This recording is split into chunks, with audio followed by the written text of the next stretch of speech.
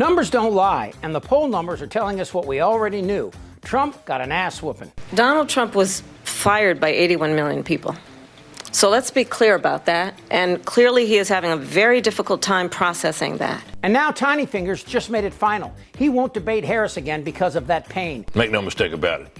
Trump had a bad night. You know, the pain far up his ass that has a striking resemblance to Kamala Harris's foot. I have traveled the world as Vice President of the United States, and world leaders are laughing at Donald Trump. I have talked with military leaders, some of whom worked with you, and they say you're a disgrace.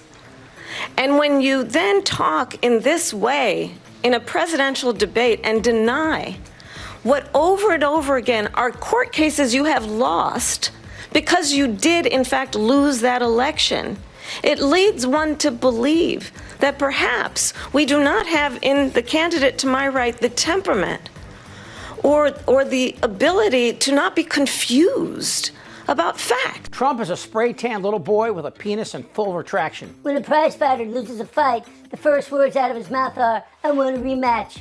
Polls clearly show that I won the debate against comrade Kamala Harris, the Democrats' radical left candidate, on Tuesday night, and she immediately called for a second debate.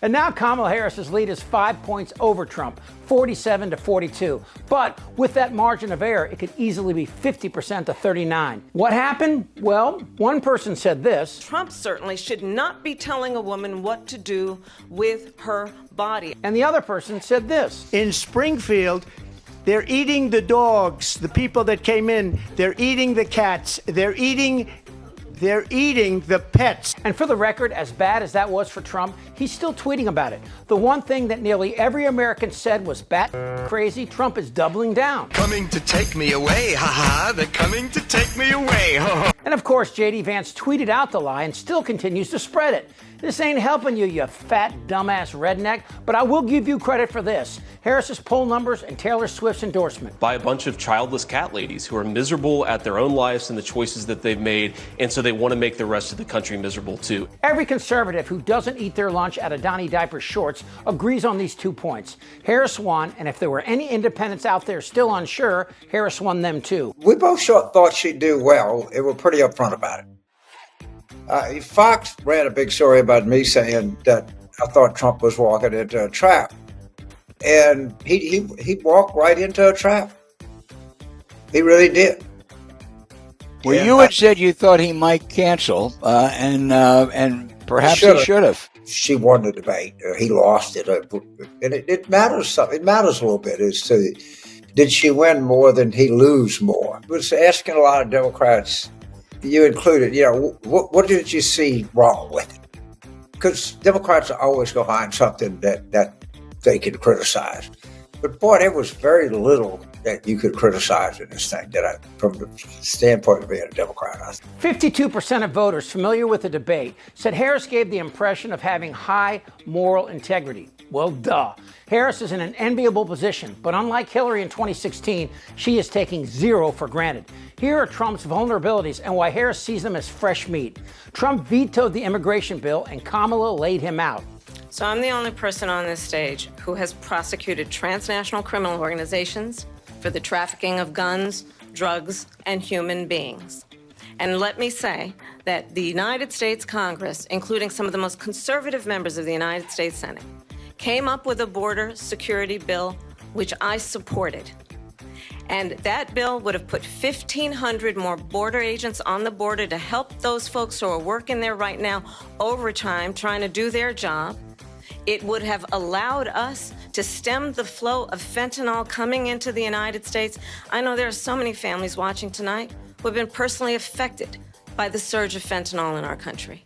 That bill would have put more resources to allow us to prosecute transnational criminal organizations for trafficking in guns, drugs, and human beings. But you know what happened to that bill? Donald Trump got on the phone, called up some folks in Congress and said, kill the bill. And you know why?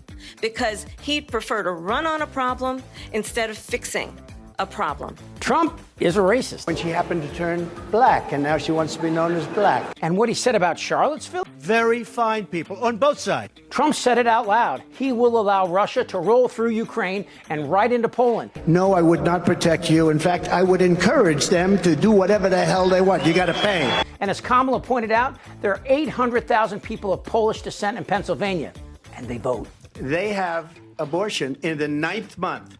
They even have, and you can look at the governor of West Virginia, the previous governor of West Virginia, not the current governor, who's doing an excellent job, but the governor before, he said the baby will be born and we will decide what to do with the baby. In other words, we'll execute the baby.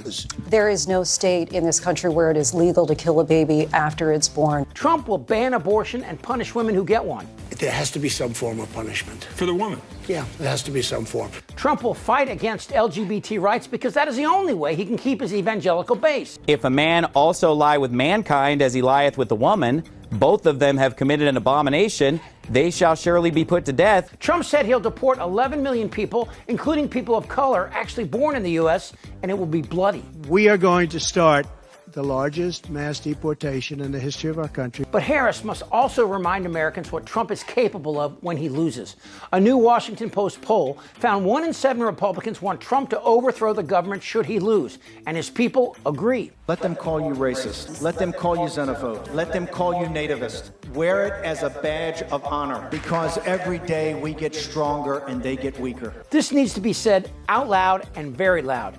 Trump is currently working with Republicans in swing states to deny Harris a victory by replacing the electors sworn to vote for the popular winner with Trump electors who will vote for Trump. That is a coup, and Trump has some practice in that area. To the Capitol! You know, this is a first for most Americans. We were used to these stories coming out of places in Central and South America, or recently in Russia, where Putin simply murders his political rivals. But now, because of Trump's desperation and his cabal of losers, anything and everything is on the table. Trump will lose on November the 5th and lose big. The federal government will make sure everything is on the up and up. But Trump will lie and say illegals voted and ballots were stolen, and that his people should storm the state houses. And why wouldn't he? Trump ordered this and nothing happened. Harris won't stand still for this. First of all, it's important to remind the former president you're not running against Joe Biden, you're running against me. I believe the reason that Donald Trump says that this war would be over within 24 hours is because he would just give it up.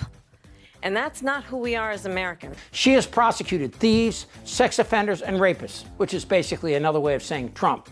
And she doesn't back down. Trump underestimated Kamala Harris, as many Americans did. And if Trump tries to steal an election by forcing states to cheat, I want you to remember these numbers and a little history.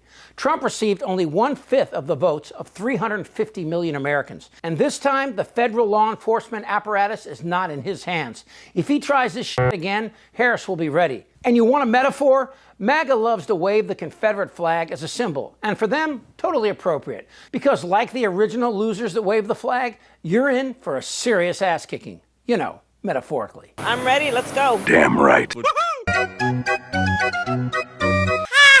This isn't their Republican Party anymore. Trust me. Shut the fuck up, Don. Who's with me? Oh, yeah, the lie. Indictable. Out of sheer morbid curiosity, I'm allowing this freak show to continue. I don't want to talk about this stuff. Am I wrong? Yes! Tick-tock! You're in a lot of trouble, Donald. I think he's crazy. I'm Chip Franklin.